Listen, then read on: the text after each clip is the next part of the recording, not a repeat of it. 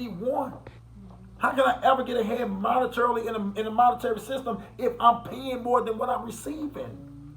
They say, oh, that makes sense. So as you're making sense to them, you're building credibility, you're adding value, right? And the world's going to respond to you with what? Compensation. The world responds to you in compensation based on the value you bring. If you think you're going to get a check at the end of your presentation, you better be bringing value. You better be bringing value. Does this make sense to anybody? So look at this. We talk about the power of compound interest, and we want to show you, Ms. Deborah, how to get it working for you versus against you. Because right now the banking system has it working against you. You're paying more than you're receiving. So think about this. If you put away just $200 a month, Ms. Deborah, and you do that over the course of 37 years, if the bank would be willing to give you at least a 3% return on that money, you would accumulate at least $162,000 just by putting away $200 a month. But Ms. Deborah, if they gave you 6%, you would accumulate over $327,000. That's over $250,000 by putting away $200 a month. But at 9%, closer to what the bank's getting on your money, if you get 9%, you got $714,000. For all intents and purposes, you're almost a liquid millionaire, Ms. Deborah. And all you put away is $50 a week. If somebody would have told you 20 years ago that if you put away $50 a week, that it would position you to be a millionaire, would you have done it? You would have. But when you walk in your bank, ain't no line to say, hey, 9% down hour one. You never seen that happen, right? So what we're doing is we're teaching people what the bank should have taught them a long time ago. But the banks don't teach it because they make money off your ignorance. See, the banks work by certain rules and principles. And one of the rules they work by is called the Rule of 72. Again, transition. Right? That's how you got to do, guys. You got to keep them engaged. I got you already right here. I can't make it seem like I'm going to do something different because now they got to wake back up into a different mode in their mind. You got to keep it flowing all the way down to when they writing you a check. Like you ever go appointments on me, they just write checks and they don't even know how the hell they got there. They just write the check. I went, oh, I just bought what I just have. Yeah, that's they hypnotize. But if it keeps seeming like you're going from this to this, you take them out of the hypnosis. Sales is hypnotizing.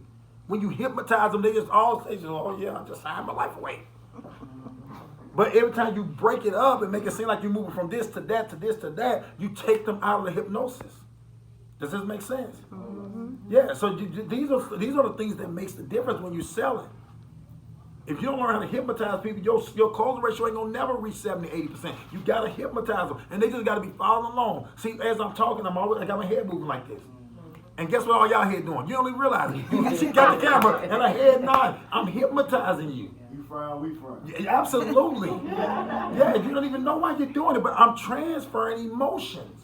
Emotions don't stay with you. It goes to the person who you're presenting to. Does that make sense? These are the subtleties that you got to understand. I can't necessarily teach. I had to think about this morning because I just do it. I don't know what I be doing. I just do it. All of a sudden, it just be happening. I like think, man, what do you actually be doing? What do you be doing? Try to tell them what you be doing. Right? That's like when somebody field train me. I don't know if you know this, but if I field train somebody, they come right out on 5 or 10,000 because they got the experience of what I don't remember to teach. Does that make sense? That's why the field training process is important. You got to make sure that the people are catching it. Most things are better caught than taught. They got to catch it. Does that make sense? It's better caught than taught. And some of the fools ain't going to watch the video. If you're watching it, you ain't the fool, obviously, so don't get offended. You got to remind them, he called me a fool. How you the fool when you watching it?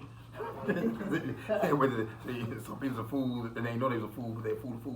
Anyway. All right, so at 9% you got $714,000. Miss Deborah, you're almost a liquid millionaire. And all you did for all intents and purposes, Miss Deborah, is put away $50 a week. Does it make sense? See, the banks work by simple concepts and simple rules. And one of the rules that we teach is the rule of 72. And the rule of 72 is what they use to determine when your money's going to double. Something is important when your money's going to double. Is that pretty important to know? See, all you do is you take the number 72 and they divide it by whatever rate of return they're giving you. That tells you how long it takes for your money to double. See, but if they taught you this, you would have made sure you got a bigger number. My people are destroyed because of lack of knowledge. What you don't know actually hurts you.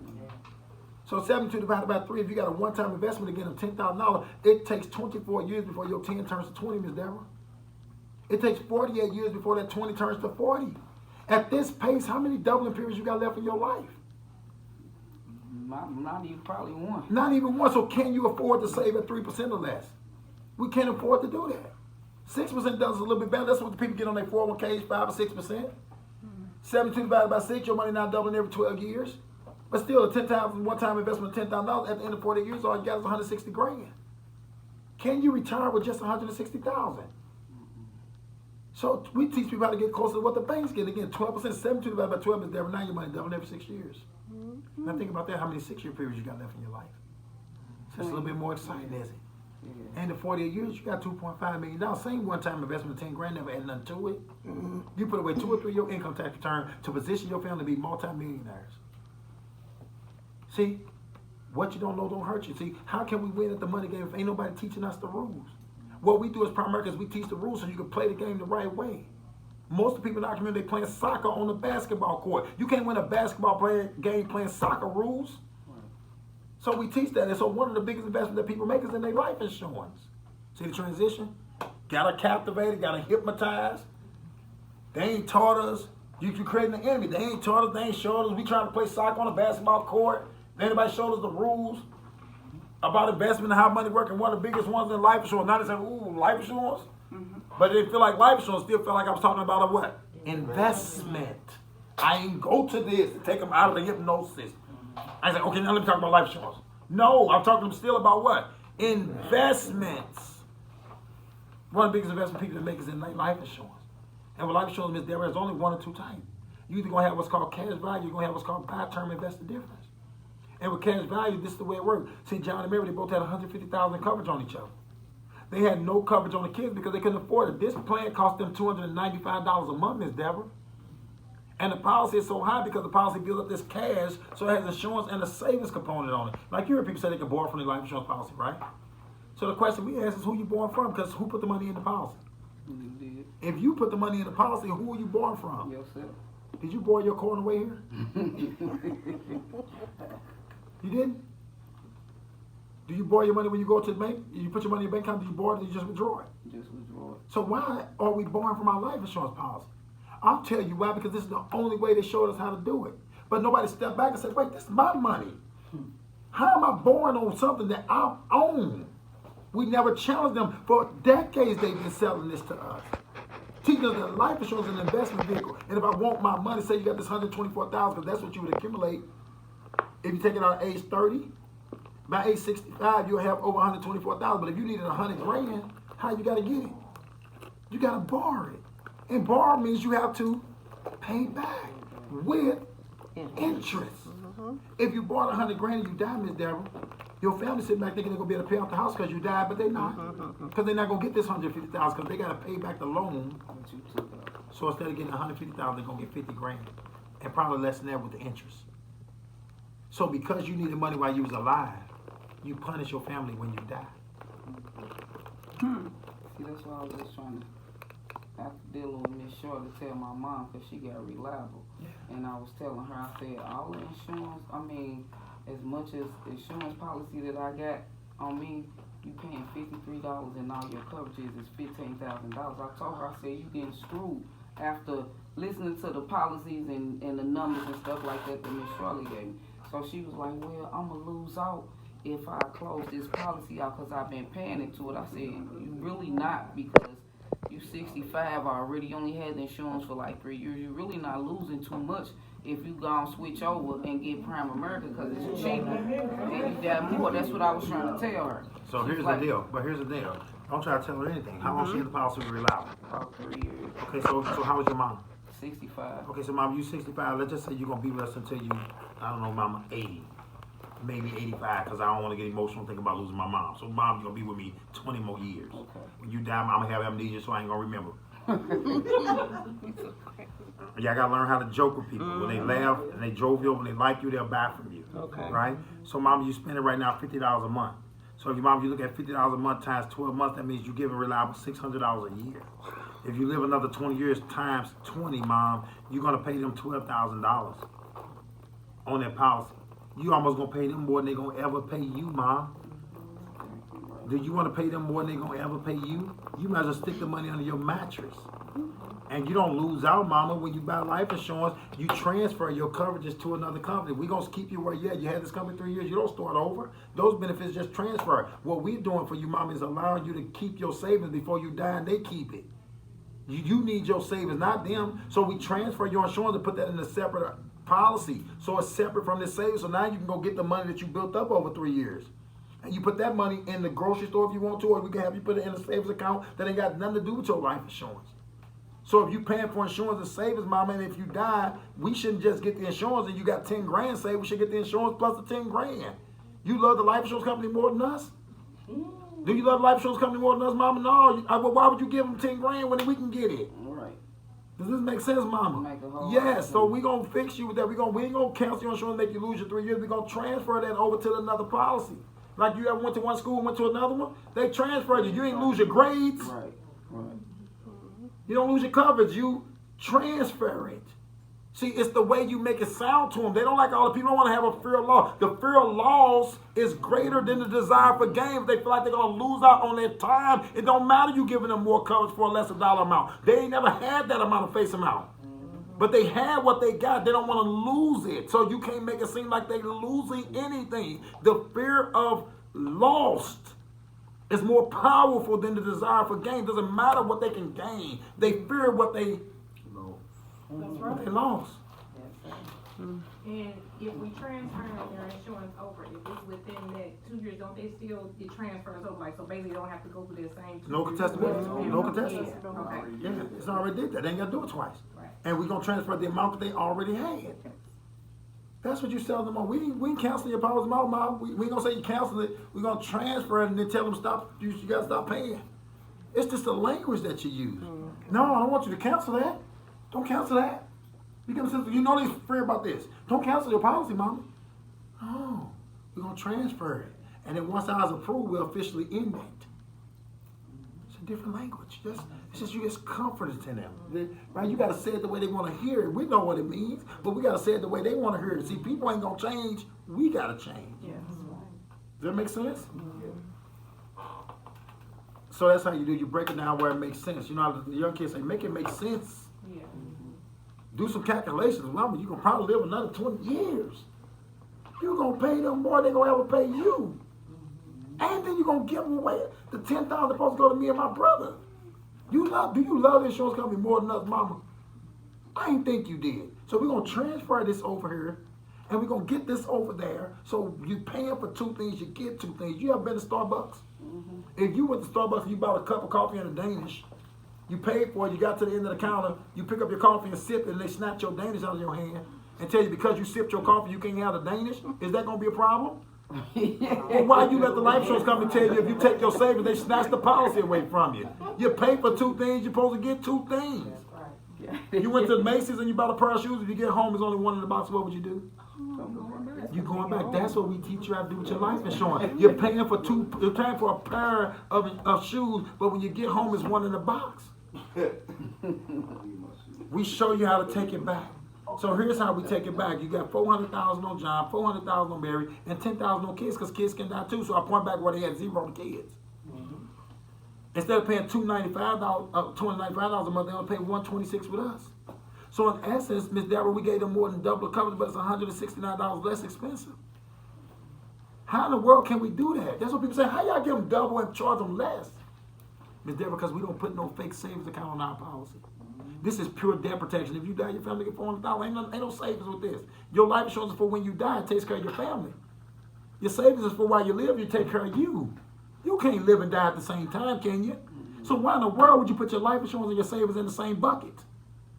You're either dead or you're alive. Am I right? Right. So you got to get up in them.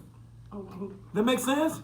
And then they got to be looking at you with the same frown that you looking at. Because we ain't mad. You ain't against me no more. We're against the suckers that sold you this crap.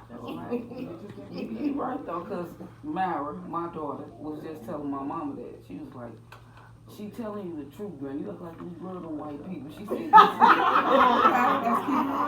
That means that her emotions transferred to your daughter. Your mom was just trying to be stuck in her ways. People that's been doing it for a long time don't want to do it. That's why it's hard to break with bad relationships. Man, you just been doing it for so long. so I'm just going to deal with it. I'm just gonna deal with it. Yeah, I was my ex-wife. I was gonna not leave her. We have been together now 4 or 5 years, and I'm like, I'm just tired. I don't want to start over again. I'm just going. She can do her thing. That's what I said in my heart. She do her thing. I'm gonna do my thing. We ain't got to worry about no child support, no alimony. I was gonna stay with her. No, try 35 years. Yeah, I would die. but I'm just saying. I'm just trying to help your mind to understand the way people are programmed. Because when you understand how people are programmed, you know how to deprogram them. Yep. And sometimes you got to use analogies that has nothing to do with life. So I always take them away from life insurance. So they can understand just principally. If you bought a pair of shoes and there's only one in the box, if it makes sense to take the shoes back. You can't wear one shoe. See, so that's why you got to break it down to us. You got to take her mind away from life insurance. Because she already made up her mind. I'm keeping my policy. We're going to fight. Then you make it make sense to her where she's like, man, your mom probably told me to be a damn fool to keep one shoe. You pay for two. It's not your coffee because you bit your muffin. That's a problem. And then you ask them a question, well, if you see that as a problem, why in the world would you let the life insurance company do that to you, mama? Why would you let them do that to you? And you sit there and wait on the answer. You ain't got to sell her, make her sell herself. Why would you let them do that to you, mama? Why would you let them keep our 10 grand, mama? Like your daughter said, you love them white folks. You got to ask them, you love them white folks. That makes sense? Yeah, they come pick up my money. Yeah, I know. Come pick it up. Sure will. We'll be standing in the doorway. Yeah, we'll pick it up too. It's coming straight to your bank account. We'll pick it up. Yeah. We'll pick it up out your bank account every month on a day that you chose. That makes sense? So okay, all right, good. So we only, ours is only life insurance. You die, we pay, because that's what life insurance is for. So what we encourage you to do, because we freed you up $169 a month, is Deborah, we encourage you to put that in a separate account where you ain't got to borrow from yourself and pay back with interest, or punish your family if you don't pay back. If they think they're getting $150,000 when you die, they should get $150,000, or in this case, $400,000. And if you need to go fix your car or buy a new house with your $500,000, it don't change that when you die, you want to leave your family $400,000. Does that make sense? So lastly, what we teach is a concept called theory of decreasing responsibility, because we sell term insurance. And most people say you shouldn't buy term insurance because it's going to run out. All insurance run out. Ain't nothing forever. This ain't fame. Nothing's forever. Life insurance for the whole life, they end at age 100. Our term end at age 100. You can renew this to age 100, but here's the thing. I'm not going to charge you the same price forever. I'm not going to charge you while you're 30 like you're 100. That's why your mom only got $15,000. Because they charged her while she was 30 like she was 100. So we saying in your life you go through cycles. It's talking about how life works. In your early years, you need a lot of life insurance coverage. Why? Because in the early years you got young kids. They depend on you. In your early years, you got debt payments, mortgages, or rent. A loss of your income due to an untimely death will be devastating, because the people who count on your paycheck still need it, even though you did not wake up. When your heartbeat stopped, the bills didn't stop with it. Does this make sense? So term insurance allows you to get maximum protection at the lowest dollar amount. Maximum protection, but at the lowest dollar amount. And in your later years, you don't need a lot of life insurance. You need a lot of money, because in your later years, your children are grown. 30 years now, when my term is getting ready to renew, the price is going to be high. But in 30 years, your kids are grown. In 30 years, your debt's lower. In 30 years, your mortgage is paid down or paid off. So in 30 years, do you still need $500,000 worth of life insurance?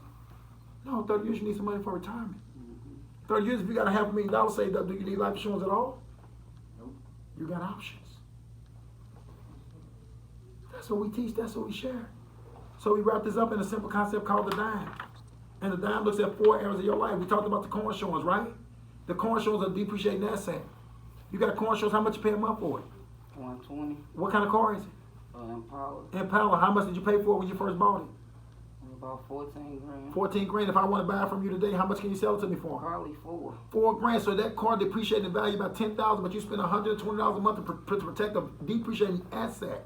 Every year that car depreciates in value to the tune now of 10 grand, but you spend $120 a month to protect it, and the value continues to drop, and the law says you gotta have it. But how much do you spend a month to protect yourself? You're an appreciating asset. Every month, every year, you more to your family. You spend $120 to protect the depreciating asset. What do you do to protect the appreciating asset? How much money do you do to protect you? Only $90. Only $90. You protect the car better than you protect your family. So we teach you a simple concept called the dime. The dime looks at 4 areas of your life: debt, income, mortgage, and education. My job is going to show you what you need and then get you as close to what you need, but at a price that you can afford. I'm going to help try to free up as much money as we can on the life insurance. I'm on your auto home insurance, that depreciating asset, to spend less money on that so you can have more to protect the depreciating asset. Does that make sense to you? Which one would you rather spend more money on, appreciating asset or depreciating asset? Appreciate it. Yeah, so we're going to help you fix that today. Does that make sense? If I can go teach you how to go protect your family properly and make it affordable to you, any logical reason why we wouldn't do business today? No. See, ask for a commitment. Ask for a commitment. I'm saying what's right to them. I ain't misleading them. I ain't misguiding them. I'm telling them truth. And the truth make you free, but you got to know it. You got to talk with conviction, passion. You talk to people like you would talk to your mama. If you know she's gonna, what decision would you want your mama to make? How much convincing and convicting would you be if that was your mama? They got 3 young babies that could not wake up in the morning. How you want her to receive your message? That's the way you give it. Every time. Does that make sense? You go from non-threatening, right, to conviction, and people make informed decisions. And you ask them a question, any logical reason, if I can help you to free up somebody on that depreciating asset to better protect the appreciating asset, any logical reason why you wouldn't do business with me when? Today.